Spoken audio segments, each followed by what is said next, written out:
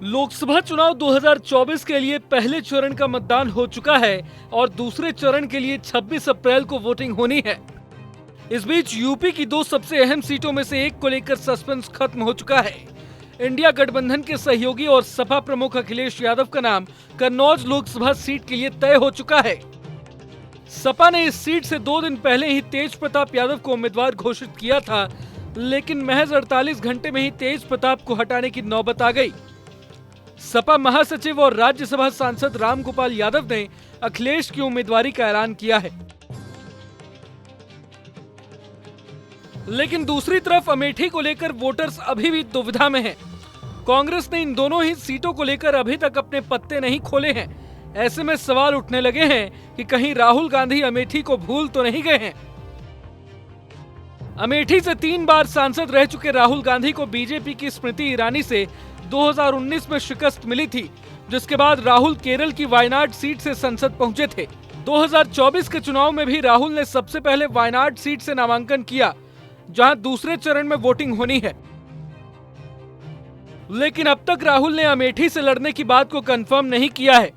हाल ही में राहुल गांधी और अखिलेश यादव ने एक साझा प्रेस कॉन्फ्रेंस की थी, जिसमें राहुल से अमेठी को लेकर सवाल पूछा गया था, जिस पर राहुल ने प्रतिक्रिया जरूर दी थी, पर किसी तरह का कंफर्मेशन नहीं दिया।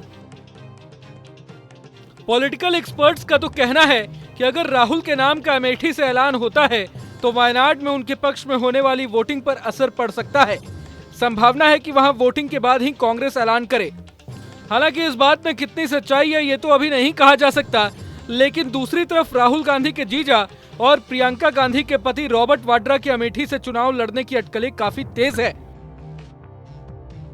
रॉबर्ट वाड्रा कई बार अमेठी से चुनाव लड़ने पर पॉजिटिव रेस्पॉन्स भी दे चुके हैं। बरसों से गांधी परिवार ने अमेठी, रायबरेली, सुल्तानपुर, जगदीशपुर और सारे एरिया में मेहनत से काम किया। मुझे लग रहा है कि वो चाहते हैं कि गांधी परिवार का कोई भी सदस्य वापस आए, वहाँ वो भारी बहुमत से जिताएंगे। यहाँ तक कि वो मेरे से भी प्रेरणा करते हैं और आशा करते हैं कि मैं वहाँ अपना पहला कदम अगर राजनीति में रखता हूँ और सांसद बनने की सोचता हूँ तो मैं अमेठी को ही रिप्रेजेंट करूँ।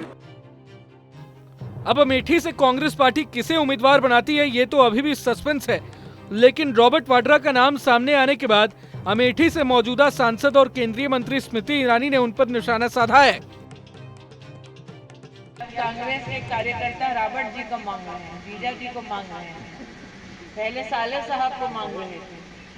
उनका है जीजा हो या साला, अमेठी में हर वोटर है मोदी का मतवाला, भैया भूल जाओ।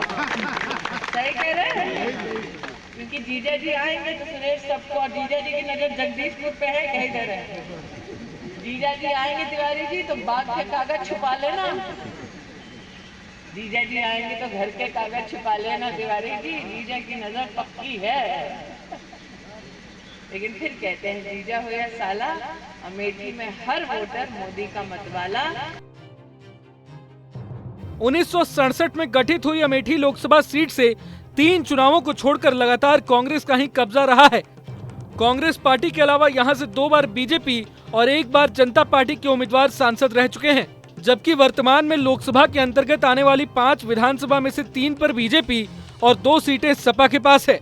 लेकिन अमेठी को लेकर सबसे बड़ा सवाल तो यही है कि गांधी परिवार का कोई सदस्य यहां से चुनाव लड़ेगा या नहीं।